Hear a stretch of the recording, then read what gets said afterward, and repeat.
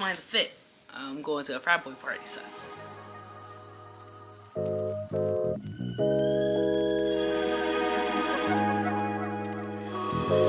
Humans are just inherently social creatures. We always have been. This is why isolation kills people, why we crave compassion and community.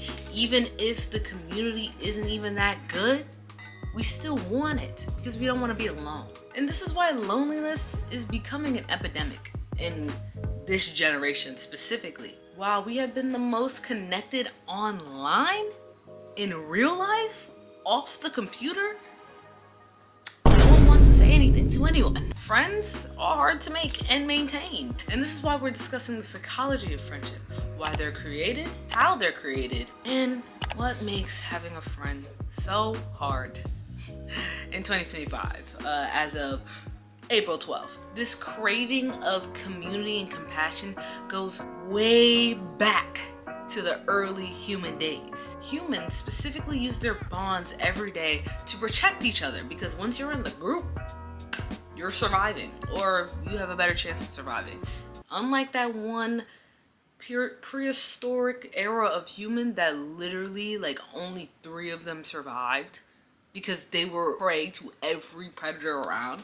Unless you're in that group, you were surviving. Now let's compare that to today, our modern day friendships, where everything's so superficial and polarizing, and you can lose a best friend of 6 years because they watch too many male podcast videos and now they think they're someone that they're not.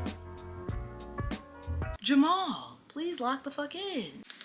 I don't have a friend named Jamal, so don't think I'm talking about my own life. That sounded really specific when I said it, but that was just like an example.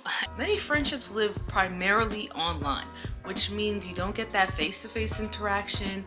You don't, you know, talk to anyone really. Like, you're talking to them, you're messaging them, but like you can go a whole day without using your fucking voice and talking to these friends that you have online. Now, this is no hate to online friends. I've had my fair share of online friends and still do. I love my online friends, but I also have friends near me. Friends I can see in real time. Things like DMs replaced face-to-face conversations. Likes show how valuable your content is or how valuable you are as a person, because the more likes you got, the better you are, right? Like, that's what everyone thinks right now, right? You expect your friends to comment on your videos. You expect your friends to comment on your photos, your reels. You expect the like repost from your friends. So when you don't get that, then you're like, oh, these people they don't like me at all. Trying not to cuss. Please lock the fuck in. Please lock the fuck in. Lock the fuck in. The fuck in. This in turn shows people, hey, a friendship doesn't have value if I'm not gaining anything from it, which is kind of wrong. But it's creating this hard climate for friendships right now. What am I supposed to be giving you except my friendship and my company? And because we got good vibes, like, why do I have to give you something? Anyways, nowadays we're focused on how many people see us, how many friends we have, how many groups we have. We want to make big groups, lots of people together, big groups together, big groups together. The quantity is starting to surpass the quality, which in turn lets those snakes and those fake friends trickle in and ruin your whole feng shui. And when they ruin your feng shui, then you go up to your real friends with bad feng shui, and now you're fucking up their vibes and your own vibes.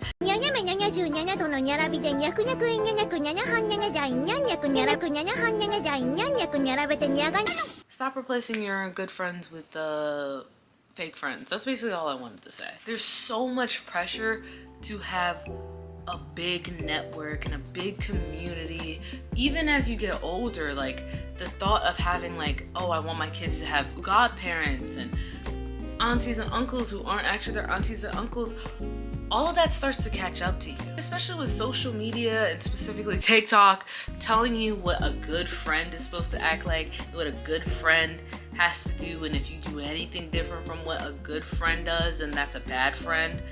when you can't really justify and tell people what their friendships should look like and shouldn't look like, because there's gray areas in everything. Now, yes, don't be an asshole, don't be a dick, don't take advantage of people. You know, those are kind of like the basics. Those are like given, like that's just be a good human. But these surface level TikToks telling people how to act, how not to act, how to stand on business, but they're really just being fucking rude and stupid, loud and wrong, but you're standing on business. Oh, okay. It's so easy to let a minor difference and a minor like inconvenience ruin an entire friendship and think things are toxic when they're just upsetting you, versus actually looking and being like, oh, this is actually kind of a problem. People are looking at their friendships and saying, oh, this made me feel bad, so it must be toxic. No, that's not how it works, babe.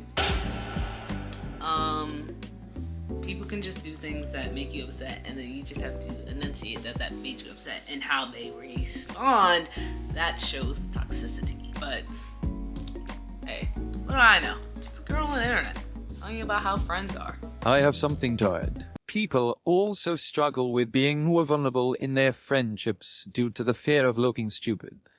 Oh, thanks, red guy. Somebody get this guy out of here.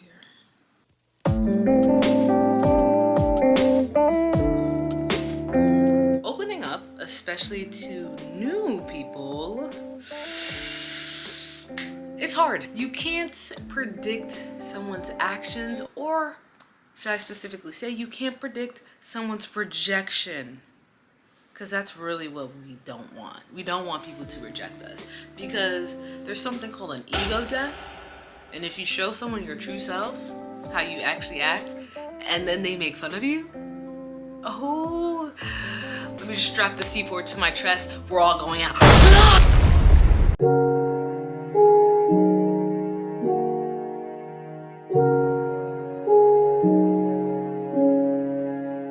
Unfortunately, this is becoming more and more normalized. More and more people are doing this, and it's not a problem when they do, unfortunately. And the craziest part about it is that half of these people will say all these things online, but the second you actually pull up and you actually confront them, beep, beep, beep, beep, radio silence. Oh, I never said that. And then delete the video. What? I knew that door had a lock on it! And everybody was trying to make me feel like I was losing my mind! We need to bring back shame, bring back consequences. Ever since we stopped bullying people, people started acting crazy. That's all I have to say. But back to vulnerability. It's a crucial step in any relationship. Friendship, romantic, familial, literally any relationship without vulnerability. Vulnerability is such a crucial part to intimacy and connection. And not having this vulnerability in your relationships is hindering you. At the end of the day, you're gonna get fucked. And not in a good way. You're gonna struggle maintaining these relationships, creating these relationships, growing these relationships, because you can't be vulnerable and you can't be intimate with the people around you. But that's the tip of the iceberg, okay? We have another bigger demon in the friendship realm, and that is the paradox. I'm not going back into that house. It has to be something, anything. On the other end of the spectrum, people may struggle with the abundance of potential friends and get paralyzed in the thought of, well, this person can be my friend, this person can be my friend, this person can be my friend, when you just need to like chill a little bit, you know? Think of it as decision paralysis, because that's exactly what it is, decision paralysis. Cue to Barry Schwartz. This guy is an American psychologist who created the book, The Paradox of Choice. I know, it's a perfect name and a perfect book for the specific section that I'm talking about. In his novel, he discusses how having so many choices may seem okay, but the abundance of choices actually has a plethora of negative effects on a person, i.e. increased anxiety, less satisfaction, FOMO, yada yada yada. While this book isn't solely about friendships and the psychology behind friendships, it still is related to the conversation, so I'm still going to talk about it, because what are you gonna do? And at the end of the day, this is my video, and I can do whatever I want. There's nothing you can do about that. But you know what? It's whatever. Schwartz argues that having too many choices leads to a tyranny of choice, which is pretty much when people freak out if they're making the right choice and the perfect choice. But here's the funny thing about life, right? You're never gonna make the right choice. Whether that be with your friends, whether that be with your actions, what you're going to eat for breakfast, what you're gonna meal prep. You literally can't make the perfect choice ever because you don't know what the fuck is gonna happen to you later. While some options are better in some situations, putting yourself under the pressure to make the perfect decision at all times and have the perfect people around you is simply unrealistic. It only adds a sense of pressure and stress in your life that doesn't actually need to be there. And making friends is already stressful enough, so you don't need to add to that tenfold, okay? You're already anxious if this person even fucking likes you to begin with, and now you're gonna be anxious that you don't even know if you're picking the right person. Babes, relax. If they're not a good person, just cut them off. It's not that serious at the end of the day. They'll find somebody else, I promise. If you're constantly putting pressure on people to constantly act perfectly and act exactly how you envision them to act, you're only gonna force them away, because nobody wants someone who's going to stress them out. Not every person in your life is serving the same purpose or has the same personality or thinks the same thing. So why treat them as such, okay? People aren't little NPCs that you put around. They all have their own lives, their own thoughts. Some relationships are gonna be more surface level. That's just how they are. It's how they started, and that's probably how they will be for a while. While some relationships are much more deep.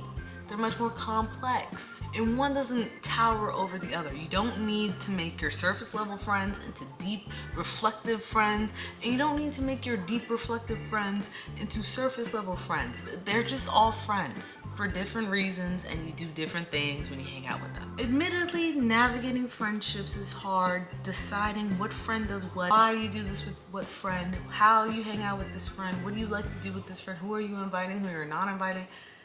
It's difficult, but think of it like The Sims. Okay, I know, I sound fucking stupid, but think of it, lock in with me. In The Sims, there's levels of friendship, literal levels of friendships. Things that you do with your best friend, you can't do with your acquaintances. If you try, you will risk losing that relationship, and your hatred bar will increase. And you don't want that, right? Exactly. So you have to navigate every level of friendship at different ways, okay? But fear not, this does not mean that your acquaintances can't become best friends, because they can. But it takes time and more consistent interactions with that sim specifically. Interactions that are personalized to that sim. Just think about it like that. And unless you enable cheats and Control-Shift-C, then you're stuck growing your friendships organically.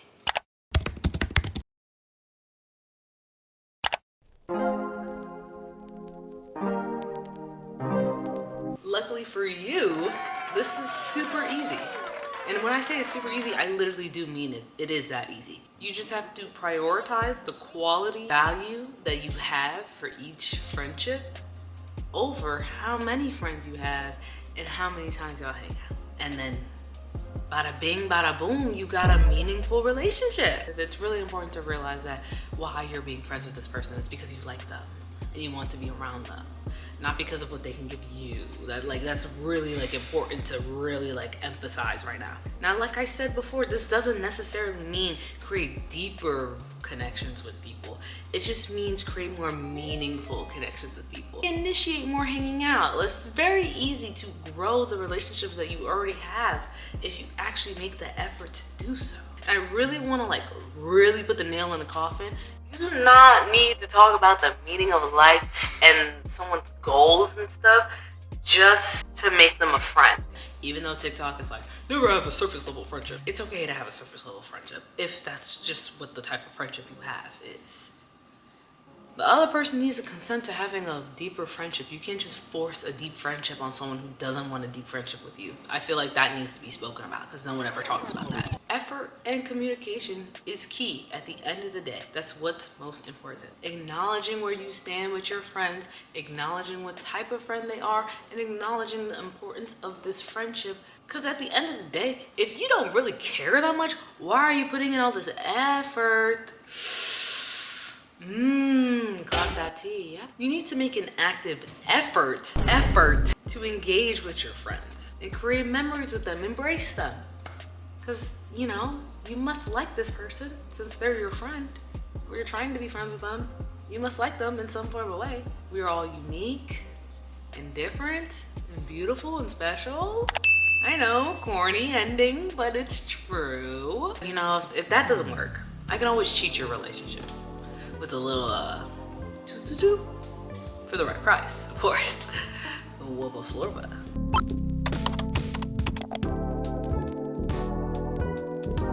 At the end, I have my yapping section. You didn't get to see it because the Black History video got fucking evaporated. Oh my gosh, I checked literally every single hard drive. That shit was gone. Maybe we'll meet at a bar. He'll drive a funky. Maybe. Do I look like a cop?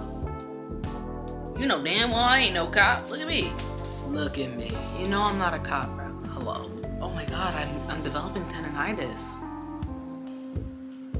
Wow, that's crazy. Perfect. I wish I could have put that abuse in there. Like 1% of what you did to me. Oh my gosh. I don't know why boyfriends always fucking say this shit. You do so much worse to me. I literally don't. I finished.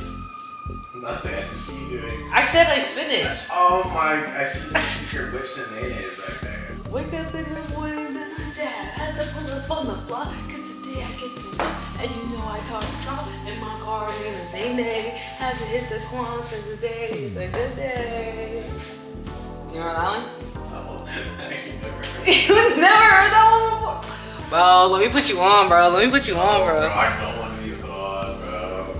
Cause you fucking hate me, that's why.